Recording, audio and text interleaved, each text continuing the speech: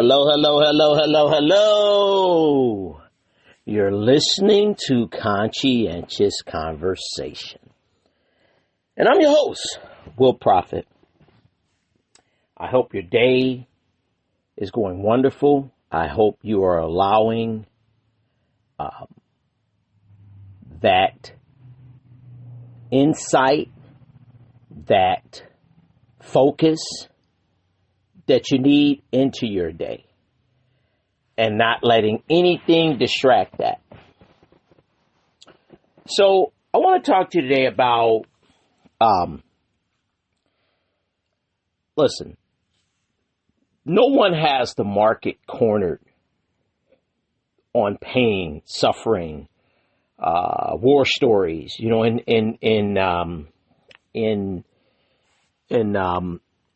in business and sales, whether retail or what have you. One of the things we used to always talk about, we used to call it swapping war stories.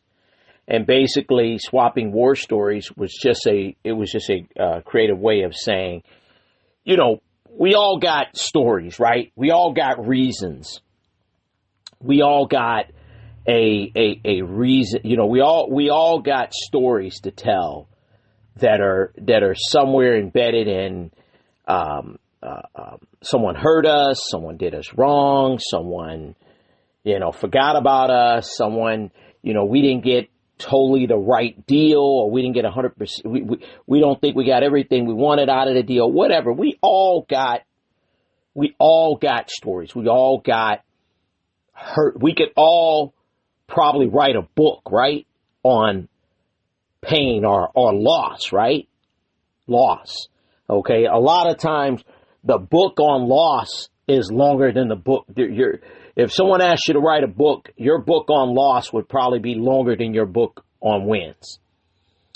Okay. And a lot of times that happens because loss comes, we measure loss we measure loss in great detail, but wins, we like, oh yeah, I won that one. Okay.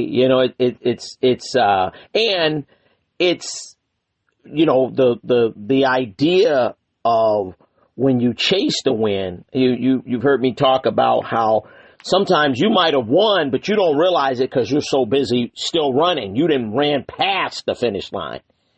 You're actually already onto another race and don't realize you finished that one. And that's why we have to celebrate those moments. But no one, and don't let anyone convince you different. No one has the market cornered on loss or war stories or pain or hurt or suffering or any of these painful moments are alive. No one has that covered. And no one should be able to convince you otherwise. And not to mention, these things come in seasons. Even to the person who is living, I talked to the other day, I talked to, cause from time to time I'll get asked to, go and speak to people who are incarcerated, and even to the guys that are incarcerated, it's not bad every day. Yeah, they're in jail. Absolutely. They're in jail and they're confined and they're told when to do this, when to do that. However, there are some good days, believe it or not. These guys talk about times where, it's someone's birthday and they get to do, they get to get extra, they all made sure they knew this was coming. So they all made sure to get extra stuff from commissary or they knew that, there was going to be some, they knew that, the Super Bowl or something's happening on television or something. And so there are times where they laugh. There are times where they, they're having some type of fun. And I know that sounds weird because to someone, but it's not weird. They're in jail, but even when you're in a bad situation, doesn't mean there won't be a time where the weight of that situation can be forgotten about for 10 minutes or a few minutes or something like that. But, whether this applies to you, when I say don't think you have the market cornered on pain and suffering, we all got pain and suffering that we've been through. Or you're one of those individuals who think that, whether you're the individual that thinks that you have the market cornered, or you're another individual who thinks other people might, there is no, it's like one of my colleagues is a director of a charity. And one of the things she always says, and it got me to thinking, and she was absolutely right, which was, she said, there's always someone in need. And I got to thinking about that. She said, there's always someone in need. Even if there is no way to take care of all the need. It really isn't. You got to do your part. Yeah. As a good citizen, as a good human, you have to do your part. But there is no way to take care of all the need, because, it's funny because we always associate need and help with a monetary aspect. Think about how people do that. People always do that. Sometimes it's not about writing a check, guys. Sometimes it's not about giving money. Sometimes it really is about giving your time. Your time, your knowledge, your tutelage, if you will, or your insight is worth more than the money sometimes. The money, especially if I had another colleague of mine that he's also, into public speaking, and it's interesting because it's like, he does something that's he does like every now and again he'll go and he'll do a couple pro bono events. He'll do a couple events where he just he'll speak and he won't charge. But he charges, but he has them the fee that he charges.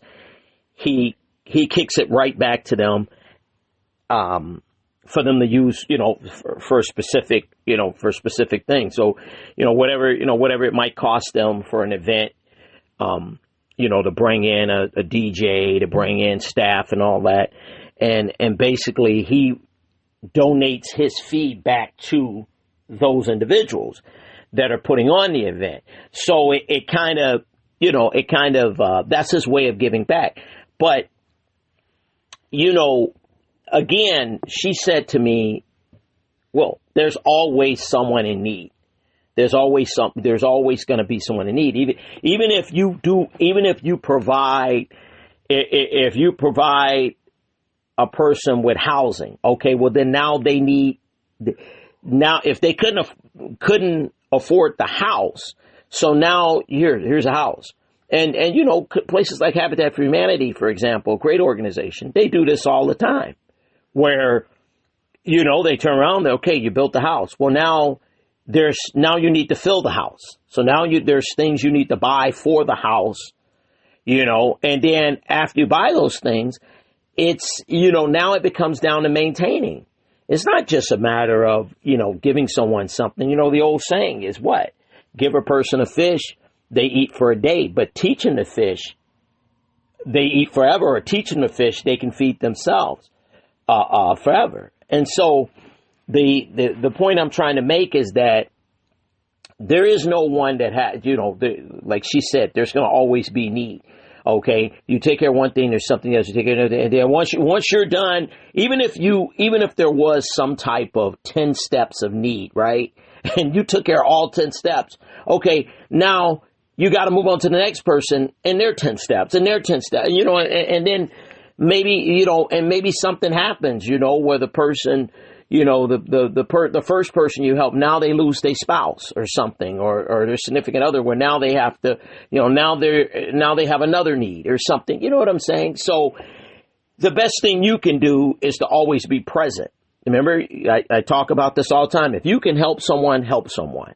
Okay. If you could do for someone, do for someone. Your situation, a lot of times people are so focused on their job or the process of the job. I remember, it's been a while, but I remember the times when most of my listeners, what I'm talking about, when you had to go to the bank every morning. If you worked in retail, or if you were worked in business, even for the house, you'd hit that set day that you went and did your banking, or you had to go to the bank every day, right? You had to go get change for the drawer and things like that in retail, and make your deposits, all that. And I remember being one of these people, and it was interesting because I used to always hear the bank's process or and things like that, and it was always interesting because every time I go in the bank, okay, they're not asking for ID, they're not asking for anything, and to me that became the norm, right? That was the norm because I never had to worry about it, so it was one of those things where I would just grab the bag, like I said, those of you in retail and those of you that where you had to make bank runs on a daily basis, you know what I'm talking about. You grab the bag, you grab the zip bag, you go take it over there. You got that, you unlock it with the key, and now you give the lady, you give the teller at the counter the contents, and you would do this, and you would do it. Obviously every day you open and if obviously you didn't do it, you didn't do it on Sundays, but, and especially if you needed change, those bags came in handy when you needed change, because you would throw all those rolls of coins into that same bag, and so, as well as, singles for the opening bank. The point is that I used to go in the bank just so regularly, right? Go in the bank so regularly. And most of the time I didn't bring anything extra because you don't want to forget anything. You got the bag, I wouldn't bring my coffee. You got your cup sitting in the car. You don't bring anything else in but the bag because you don't want to distract yourself from forgetting anything. Because, obviously you're dealing with money. And so I would do this, and, it became so where no one, and a couple times I recall where when they would get a new person and the new person would say, "Oh, can I have your ID?" or something like that. And it was like, it's kind of like a shock because it's like, what are you because this became so not the norm, and I remember talking to the bank manager. I wasn't offended or anything. A couple of times this happened, I realized the person was new and they were still following the process. Obviously, the process, they got more and more lax, especially with regulars like myself coming in there, to where, I told the man, I said, you might just want to put up, because a lot of the regulars had a negative reaction to this.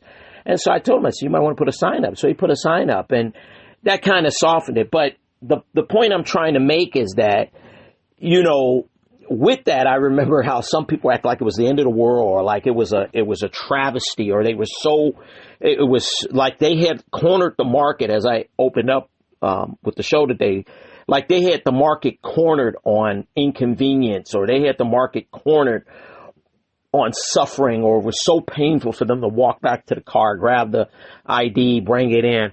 And most of the time, if one of the regular tellers was, on drive-through or sitting at their desk, or one of the bankers were sitting at their desk, and they look over, oh, he's okay or she's okay, and then the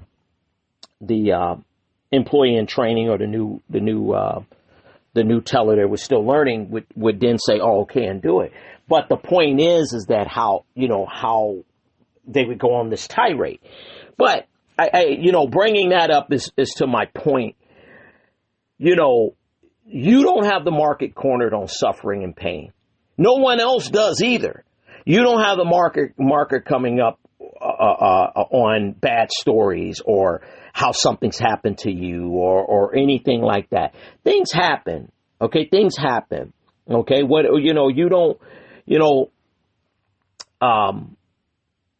these things that happen, some of them are in your control and some of them are not.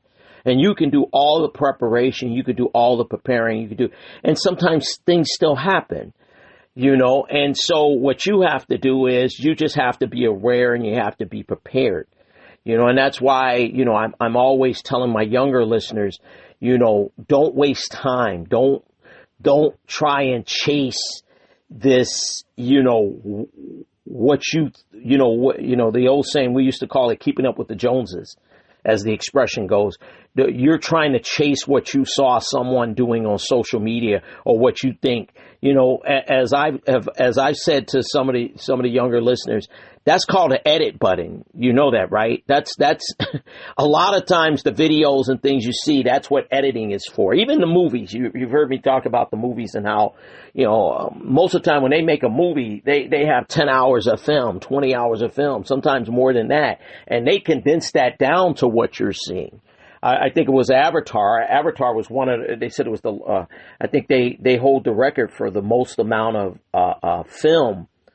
And then James Cameron, he cut that down to this 3 or 4 hour movie that you're watching. So, just put that aside. That whole, listen, it's seasons, guys. It's seasons. Okay, you go through stuff. You try and prep. You got to be like a camel, right? You got to be like a camel sometimes, or sometimes you got to be like a squirrel. The camel, they retain water because they're in the desert and they know they're going to need some water. And so they retain water so that they can, they don't die in the desert or And squirrels, you see them all summer. You see them playing around. You see them running around. You see them eating, and some of them are eating out of garbage cans, especially the ones in the metropolitan area. They're eating out of garbage cans. They're like raccoons, And this, but as you see that weather change, as you start to wake up in the mornings, you feel that crisp, those crisp mornings where it start to get cool out. Pay attention. Pay attention. A lot of times they're not eating that food that they're carrying. They're storing it somewhere. They're putting it somewhere because they know that day's going to come. And that's all you can do. That's all you can do. So, do not fall into that trap of being miserable. I did one called Don't Be the Martyr, right? I did an episode called Don't Be the Martyr. Along that same line, but just, don't think you got the market cornered on suffering. Don't think you got the market cornered on pain. Okay, there's other people out here that have been through it. There's people, a lot of times you meet them on the very freaking day that they're going through it. And you can either add to that stress, you can either be part of that problem, or you can help. And too many of us are, I use a phrase, self-care isn't selfish. And maybe, a lot of people have contacted me about that phrase. They say they love that phrase. We actually have, offer, we have t-shirts and hoodies. And I think we even have coffee mugs that have that phrase on it. So if that's something that you're interested in, contact us on social media and pick yourself up a couple T-shirts and hoodies or coffee mug. But when I say that phrase, self-care isn't selfish, that's not like, giving you a pass on being human, right? Or that becomes where it's okay to be ignorant and ignore your fellow, that's not where I'm getting at. Okay. That's not where I'm getting at. What I'm really getting at is self-care. When I say, a lot of times, we had Mother's Day passed not too long ago. Right. And, moms are notorious for this that I'm about to say, which is everybody is getting, okay, for example, in the morning, when school's in, everybody's getting off in the morning. Mom makes sure dad has what he needs, all his stuff for work, his coffee or his smoothie or whatever in hand, or make sure he has all his cards, his wallet, all that kind of stuff. all his cars, his credit cards, and he has all that. The children have their lunch. They have all of this and this and that. And then once everybody's gone, now she starts working.